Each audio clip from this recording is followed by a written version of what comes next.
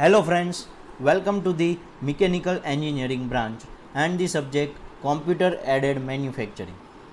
And the chapter is second chapter of the subject NC CNC Machine Tool System.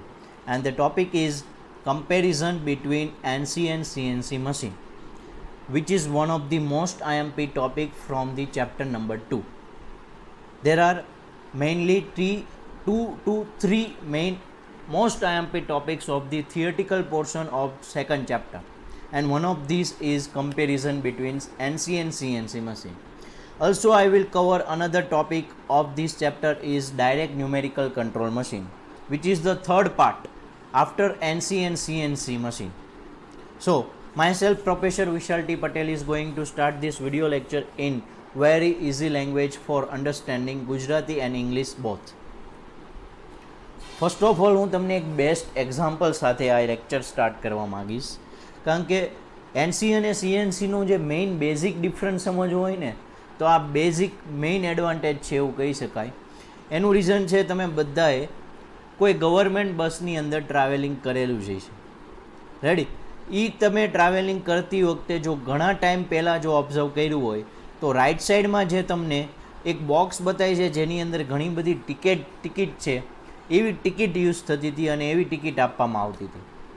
જે ટિકિટમાં ઘણા બધા number છે, digit છે એ લખેલા હતા, અને એ ડિજિટથી શું થતું હતું કે એ ડિજિટ ઉપર પ્રોપર છે એ પંચ કરવામાં આવતો, જેના ઉપરથી એ લોકોને આઈડિયા આવી જતો કે ક્યાંથી ટ્રાવેલિંગ સ્ટાર્ટ કર્યું છે ને ક્યાં સ્ટોપ કરવાનું છે. આપણને ભલે ન ખબર પડતી.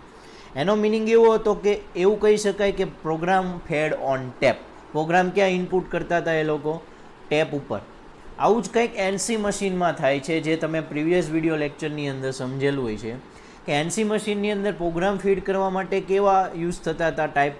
તો સૌથી પહેલાંના ટાઈપમાં પ્રોગ્રામ ફીડ કરવા માટે પંચ ટેપ, પેપર ટેપનો આવો કંઈક યુઝ થતો હતો. તો આવો કંઈક ટેપનો યુઝ કરીને એ લોકો ટેપ રેકોર્ડરમાં આપતા હતા અને પછી પ્રોગ્રામ છે એ આગળ વધતો હતો. પણ આ જે રિપ્લેસમેન્ટ છે એ ખૂબ જરૂરી હતું, કારણ કે ફિઝિકલી ડેમેજ થાય છે, સ્ટોરેજ નથી થઈ શકતો. તો આ રિપ્લેસમેન્ટ છે એ લેફ્ટ સાઈડનો જે મશીન છે એમાં થઈ ગયો. લેફ્ટ સાઈડનું મશીન શું છે કે એની અંદર કંઈક સોફ્ટવેર બેઝ કંઈક પ્રોગ્રામ જ ઇનપુટ કરેલો છે કે અમુક ડિજિટ છે, અમુક બટન છે પ્રેસ કરે એટલે ડાયરેક્ટલી ટ્રાવેલિંગ સ્ટાર્ટ પોઈન્ટથી લઈને એન્ડ પોઈન્ટની ડિટેલ આવી જાય અને ટિકિટ છે એ ડાયરેક્ટલી પ્રિન્ટ થઈને બહાર આવે. તો આ જે છે એ કહી શકાય કે program feed in any kind of softwares, એટલે સીએનસી મશીન છે કંડક્ટરનું એવું કહેવાય. એટલે રાઇટ સાઈડનું જે બોક્સ છે એ એનસી મશીન છે કંડક્ટર માટે, અને લેફ્ટ સાઈડનું જે મશીન છે એ સીએનસી મશીન છે કંડક્ટર માટે એવું કહી શકાય. રેડી? તો તમને આ એક્ઝામ્પલથી ઘણો બધો આઈડિયા આવી શકે એટલા માટે આ મેં કન્ડક્ટ કરેલું છે.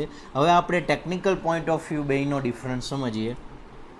તો મેં અહીંયા ડિફરન્સ છે બહુ વ્યવસ્થિત લખેલો છે. આ રીતે તમે જો એક્સપ્લેન કરશો, ડિસ્ક્રાઇબ કરશો એક્ઝામમાં તો કમ્પ્લીટલી પૂરા માર્ક્સ આપવાની પોસિબિલિટી છે, કારણ કે આ બહુ વ્યવસ્થિત રિપ્રેઝન્ટેશન કહી શકાય ડિફરન્સનું. જેમાં શું હોય, સિરિયલ નંબર બધા આપતા હોય છે, પણ ફટાફટ એક લાઇન ડ્રો કરીને બે વચ્ચેનો ડિફરન્સ લખી નાખે.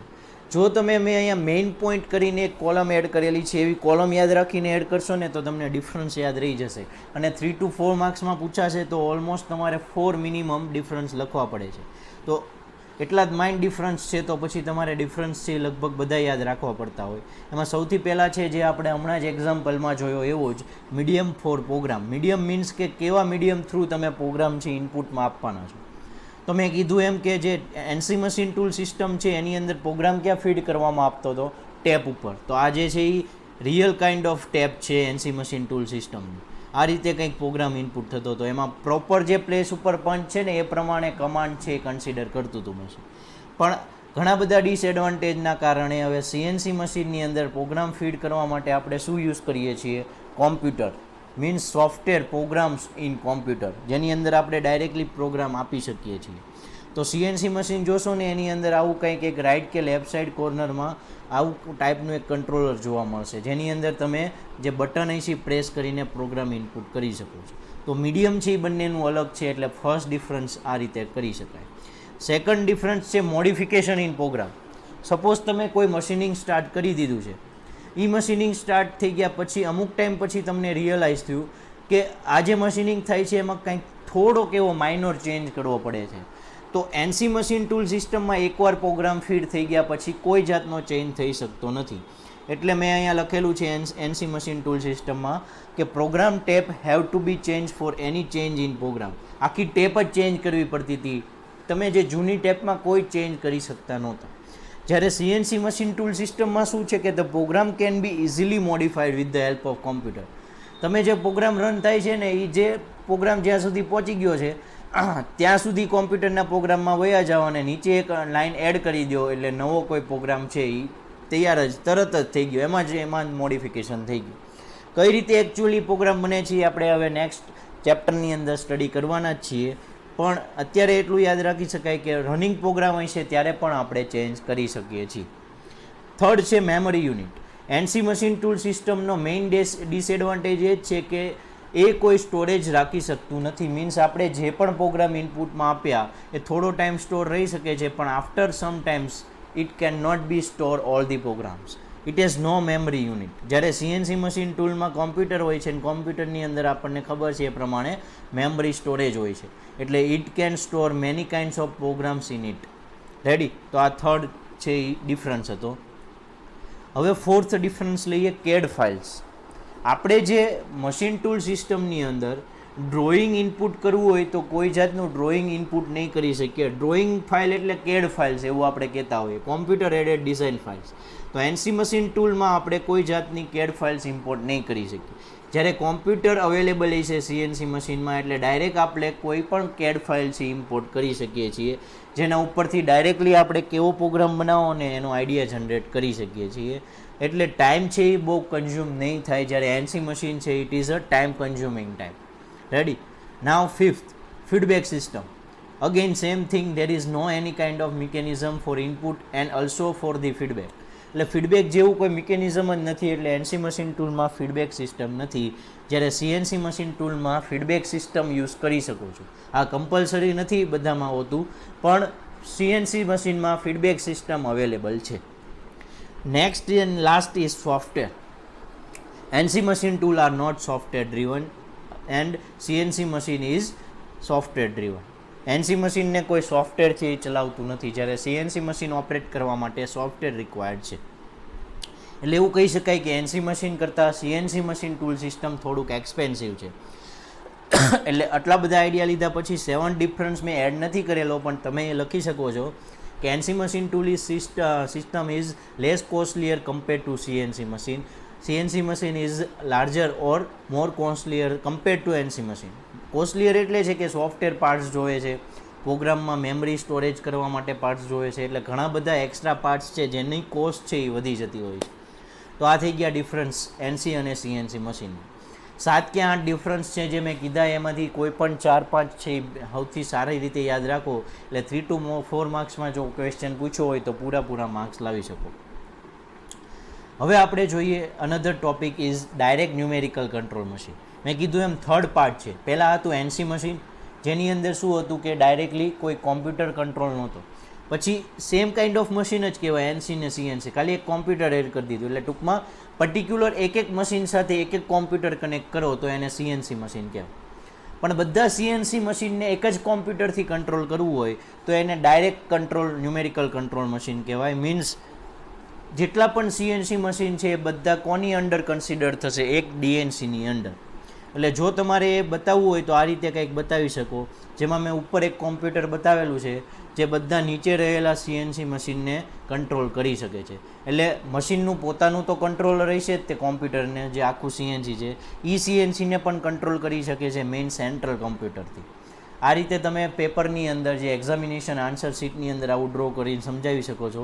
લેફ્ટ સાઈડની ઇમેજ તો તમે ડ્રો ન કરી શકો એટલે રાઇટ સાઈડની એટલા માટે તમને પ્રોવાઈડ કરી કે આવું કંઈક તમે ડીએનસી કોમ્પ્યુટર છે એ ઘણા બધા સીએનસી મશીનને ઓપરેટ કરે છે એવું સમજાવી શકો છો. તો હવે એના મેઇન કમ્પોનન્ટ કયા કયા હોઈ શકે? તો કે મેઇન કોમ્પ્યુટર છે જે બધા સીએનસી મશીનને ઓપરેટ કરશે. પછી મેમરી છે જે શું કરશે કે બધા સીએનસી મશીનની જે મેમરી છે અથવા પાર્ટ પ્રોગ્રામ હોય છે એને સ્ટોર કરી શકે અથવા એને લિસન કરી શકે. કારણ કે હવે એને પોતાના નહીં બધા સીએનસી મશીનના પ્રોગ્રામ સ્ટોર કરવાના છે.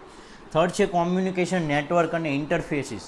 બહુ હાઈલી કોમ્પ્યુટર નેટવર્ક જોશે, ઇન્ટરફેસ જોશે કારણ કે એને દરેક સીએનસી મશીન સાથે કનેક્ટ થવાનું છે. And fourth one is machine tools, જે ઓલમોસ્ટ બધામાં રિક્વાયર્ડ છે, તો આમાં પણ હશે જ. તો આ થઈ ગયા basic components of DNC machine tool system. Function શું છે હવે તમને સમજાઈ ગયું હશે થોડું, પણ તો પણ આપણે કહી દઈએ કે મેઇન ફંક્શન છે to control a machine tool placed at different location from a single computer. એક જ કોમ્પ્યુટરથી અલગ અલગ લોકેશન ઉપર રહેલા બધા જ સીએનસી મશીનને કંટ્રોલ કરવાનું. Second, to facilitate the storage and editing a part program of all machine tool by a single central computer. એક જ કોમ્પ્યુટરમાંથી બધા સીએનસી મશીનના પાર્ટ પ્રોગ્રામ છે એ ચેન્જ કરી શકો. રેડી. થર્ડ છે to maintain the database of all machine tool centrally. બધું જ તે એક જ સેન્ટ્રલ કોમ્પ્યુટરની અંદર સ્ટોરેજ કે મેન્ટેન થયેલું હોવું જોઈએ. And fourth one is to integrate CAM with the CAD. CAD files જે ઇમ્પોર્ટ કરો છો એની સાથે તમારે કેમ ફાઇલ્સ છે ઇન્ટિગ્રેટ થયેલી હોવી જોઈએ, તો જ મેન્યુફેક્ચરિંગનો એડવાન્ટેજ લઈ શકો છો. એડવાન્ટેજ શું છે? સીએનસી મશીન જે પર્ટિક્યુલર એક યુઝ કરીએ એની જગ્યાએ બધાને એક સેન્ટ્રલી આપણે હેન્ડલ કરીએ તો એડવાન્ટેજ શું થઈ શકે છે? It eliminate punch tape and tape recorders, જે એનસીમાંની જગ્યાએ આપણે સીએનસીમાં લાવીએ છીએ. Large memory of DNC machine tool system, ડીએનસીની લાર્જ મેમરી છે. Same part program can be run on different machine. તમારે એક જ સીએનસી મશીનમાં એક જ પાર્ટ પ્રોગ્રામ ફીડ કર્યો છે તો એ પછી બીજામાં ન ઓપરેટ કરી શકાય, બીજામાં બીજી વાર નાખવો પડે. જ્યારે સેન્ટ્રલી એક જની અંદર જો આ એડ કરી દીધો હોય તો એ તમે કોઈ પણ સીએનસી મશીનમાં ફરી પાછો એ એડ કરી શકો છો, ખાલી તમારે ત્યાં ટ્રાન્સફર થવાનું હોય છે. તો આ મેઇન એડવાન્ટેજ છે. Fourth one is CNC machine tool can keep close control over the complete machine shop. તમારે પર્ટિક્યુલર એક સીએનસી મશીનને કંટ્રોલ કરવાનું જોવું નથી પડતી હોતું. એક સેન્ટ્રલી કોમ્પ્યુટરથી તમે ઓપરેટ કરી શકો છો કે બધા જ વ્યવસ્થિત બરોબર કામ થાય છે કે નહીં. And fifth one is individual performance report can be also obtain as per the one particular CNC machine. This are the advantages of DNC tool system. And last one is data can be centrally maintain and updated. કોઈ પણ તમારે update કરવું છે અથવા maintain કરવું છે તો એક જ કોમ્પ્યુટરથી એ બધું તમે ઓપરેટ કરી શકો છો. લિમિટેશન પણ હશે ત્યાં સાથે સાથે. તો લિમિટેશન શું છે કે if any problem with DNC machine then complete activities of the machine shop will become to sustainable. શું થાય છે? સ્ટેન્ડ સ્ટીલ મીન્સ કે સપોઝ તમે એમ ઘણું બધું સ્ટડી કરી ગયા કે સપોઝ રેઝિસ્ટન્સ અથવા બલ્બ છે સિરીઝમાં ગોઠવેલા હોય તો એક બલ્બ છે એ બંધ પડે છે તો બધા બંધ થઈ જાય છે. એની જેવું જ છે કે એક સેન્ટ્રલ કોમ્પ્યુટરમાં કોઈ એરર આવે છે કે અથવા ફોલ્ટ આવે છે તો આખું મશીન શોપ બંધ થઈ જશે, કારણ કે બધું જ એનીથી કંટ્રોલ થતું હતું. એટલે કે દરેક સીએનસી મશીનનું ઓપરેશન બંધ થઈ જશે. જ્યારે અલગ અલગ જો ઓપરેટ કરતા હો તો કોઈ પર્ટિક્યુલર સીએનસી મશીનમાં પ્રોબ્લેમ આવે છે તો પછી બીજા સીએનસી મશીનને કોઈ ઇફેક્ટ થતી નથી. સેકન્ડ છે DNC is so expensive. Centrally તમારે જો કોઈ મેન્ટેન કરવું હોય તો એની પાછળ ઘણો બધો હાઈ ડેટાબેઝને સોફ્ટવેરવાળું તમારે કંટ્રોલર રાખવું પડે છે. Means it is so expensive. એટલે એ એફોર્ડ કરવું માટે કોઈ નાની ઇન્ડસ્ટ્રીઝ કે સ્મોલ કાઇન્ડ ઓફ ઇન્ડસ્ટ્રીઝ કે મીડિયમ કાઇન્ડ ઓફ ઇન્ડસ્ટ્રી માટે કમ્ફર્ટેબલ નથી. એફોર્ડેબલ છે એ કોના માટે છે? જેને લાર્જ ઓટોમેશન જોતું છે, જેનું સ્ટાર્ટિંગથી લઈને એન્ડ સુધીનું જે પ્રોગ્રામ છે, આખી મેન્યુફેક્ચરિંગ છે એ ટોટલી બેઝડ ઓન ઓટોમેશન છે. જે 24 અવર ડેઝ જે એક જ પ્રોસેસ કર્યા કરે છે એને ડીએનસી મશીન છે એ એફોર્ડેબલ હોય છે. બાકી કોઈ ડીએનસી મશીન છે એ નથી અવેલેબલ રાખતું, પર્ટિક્યુલર 1x1 સીએનસી મશીન જ રાખે છે. તો this all are the about DNC machine. First આપણે પાર્ટમાં જોયું difference between the NC and CNC machine, which is as I said most IMP question from the theoretical part of the second chapter. I hope you understood these all things in this video lecture. If you like this video lecture, then press like button of the video of the channel.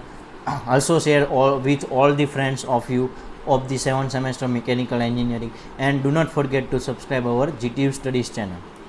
Also, you can visit our website gtustudies.com for more materials and PDF of this video lecture, and also GTU papers, handwritten materials and all kinds of materials.